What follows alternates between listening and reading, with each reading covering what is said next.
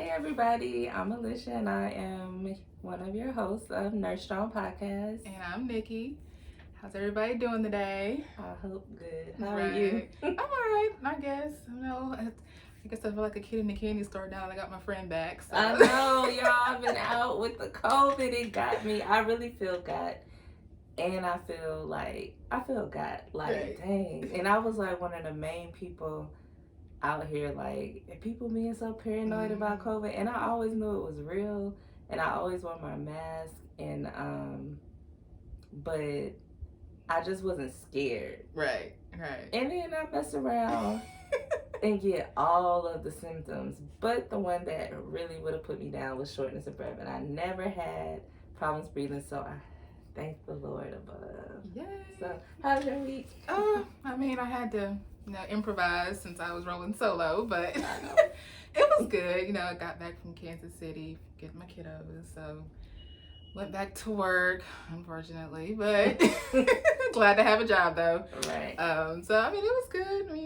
It was boring, but good. Yeah. Nothing exciting happened. Just trying to get back in the normal routine, trying to figure out what I'm gonna do about this upcoming school year. That's what I was gonna say. Like, what we gonna do about these kids? Like, you have kids, I have a kid, and man, it's so much controversy going on about should the kids go back to school, should they not go back to school, and as a mom, it is a huge burden of stress to make the right decision. Like, what is the right decision? Right, because it's so much to weigh in. It's like, well, they're not going to learn, as well if they're at home in front of the computer versus, okay, we send them back, but are they going to be safe? Because, they do got to get an education, are they going to be safe?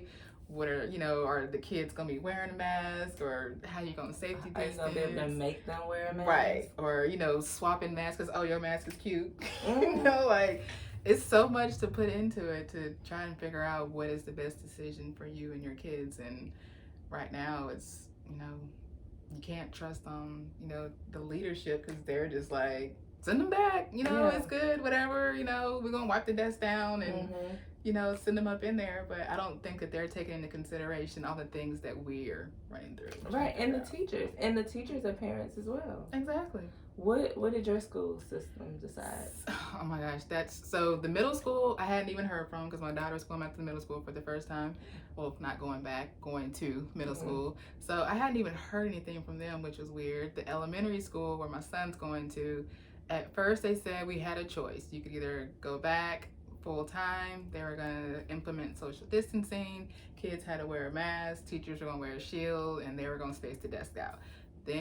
Or you could do digital learning for the first 9 weeks and then come back to school, or you could just do all digital learning for the entire school year.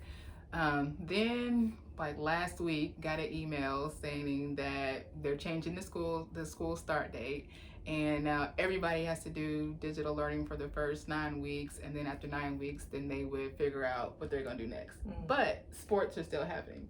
You can still come try out for sports. They still doing football. They still doing cheerleading and all this stuff, but they just can't go back into school for 9 weeks until they figure out what they're going to do from there. It's so confusing because, like you said, they can't go back to school, but they're still doing sports. Right, which is what I was saying. I was like, so they can't go to school, but they can be all over each other, tackling each other, and sweaty. And it really, I'm not going to lie, it really stressed me out to even have to make that decision. The county that I was in, they initially gave the parents a choice. Do you want them to go back?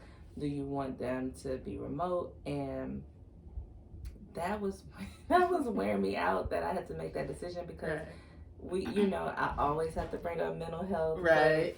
I'm watching my child sit at home every day, like staying up all night, sleeping all day, not even getting out the bed, on her screen, not interacting with anyone, and then I come home from work because I'm a nurse and I still have to work. Right. And I have never not been able to work.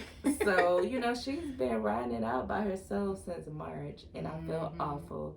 And she's, some days she's just so bored. Some days she's just fully dressed, hair done. Right. Because she's just like, I'm just going crazy in this house. And so it's like, in that aspect, I want to send my child to school so that she Mm-hmm. can have some interaction. But on the other hand, I can't allow her to be Mm-hmm. put in danger, more so when the world and the situation is not any better than it was when they decided to close schools. So It's it's true. like, I don't feel good doing that.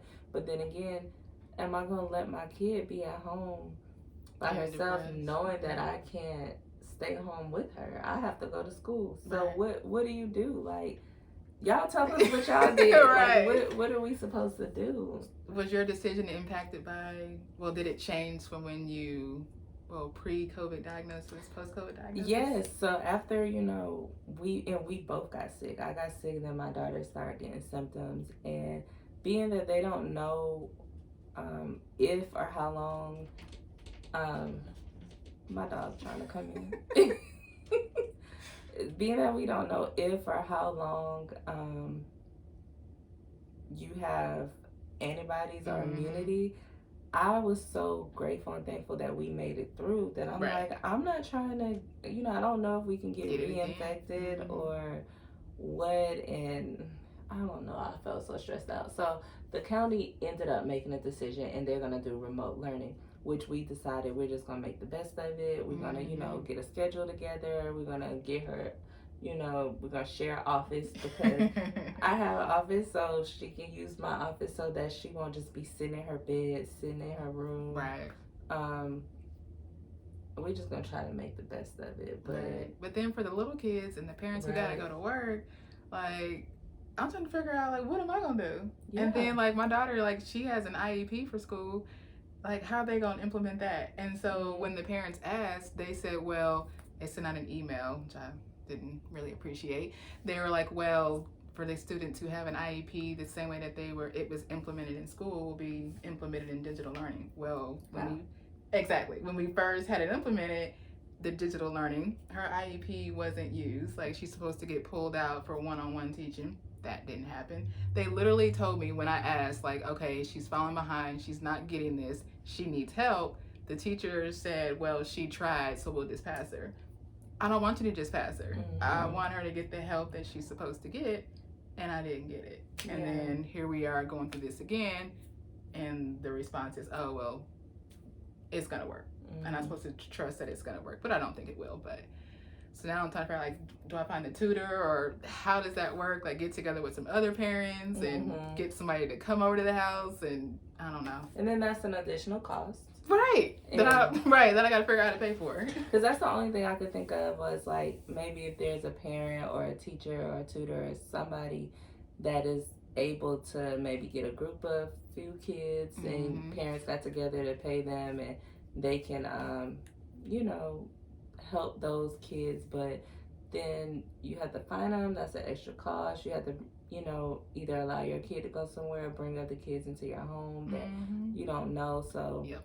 It's very stressful. We are here in the same boat as everybody else. But then, how do you think that's going to affect healthcare? Because my daughter is a teenager, so she's a little older. But I remember when she was a little elementary school age and I was working in the hospital, and it took a whole team of us, whole team of people to help me. Like, Right. she was at school, Right. then she went to after school program, and then her granddad picked her up, and then he got her something to eat, and then he waited till I got off, and hopefully I was off work by 7:30. Right, so you can get and home. then I went and picked her up. So what about the nurses who may not have that support? And even if they do have it, that chunk of time that they're in school, people, other people may be working. I can't imagine nurses leaving their elementary school child at home to come to work. Like, what's going to happen in healthcare? We're already understaffed with nurses and other healthcare people. It's like, now we gotta choose. We have to make a decision. Yeah. So are you going to work, or are you going to stay home with the kid? But you stay home with the kid, but now you're not getting paid. So it's like whichever way you go, it's like, it's a bad decision. And then I saw an email they were sending out, if they put an on-site tutor or something at the hospital, would people do it? And it's like, well, maybe, but nobody just puts their kid with somebody they don't know. Like, who is this person? Right. What other, you know, you don't, it was a good gesture, but it's just so much going on. It's hard to just make that decision. And what if it doesn't work out? What if you decide this person is not the best person to be teaching your kid? What if your child has other issues that need to be addressed, and that person that they have watching your kid at the hospital is not equipped to handle that? You know, I don't know. I don't know. I guess the answer is I don't know. Well, okay, I will say this because I always think that there is hope in everything. I was watching church online, and I started watching the Steve Furtick. If y'all ever at Elevation Church in North Carolina, we like to listen to him sometimes. And he was saying that, and you know, if you believe in this, but he was saying that this morning, God is pretty much a God that he'll reschedule. So, for instance, there are plenty of times where things seem dead. Right. And he didn't rush to go to it. He was like, okay, like, I know Lazarus is dead, but I gotta do this, and I gotta go heal this person, and you know, I'll get to him, and when I get to him, I'm gonna restore his life. Right. So I'm just holding on hope that things will be restored, and that whatever our kids are seemingly missing out on right now, those things will be restored, that they will have, you know, come back to an even greater, better education system, that they will get to learn things and learn values and gain characteristics that they would have never been able to gain if all this wouldn't have happened. So I'm just trying to roll with the punches, go with the flow, connect with who I can connect with, help who I can help, and we all get through this together. And hopefully, once this is over, we become restored, and things will be even better than they were before COVID-19. That's what my hope is. Yes. Speaking it into existence. Yes. So we just want to stay hopeful.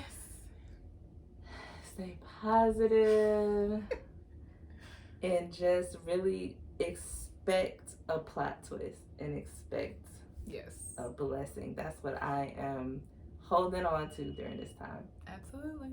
Yep. So let us know how y'all are doing. We are all in this together. You can, you know, let us know in the comments, subscribe, share. Follow us on Instagram at Live Nurse Strong. We're also on Twitter. So let us know how you're doing. We are probably can learn from each other and all going through the same thing. Yes. All right. Thanks, guys. Thank you. Bye.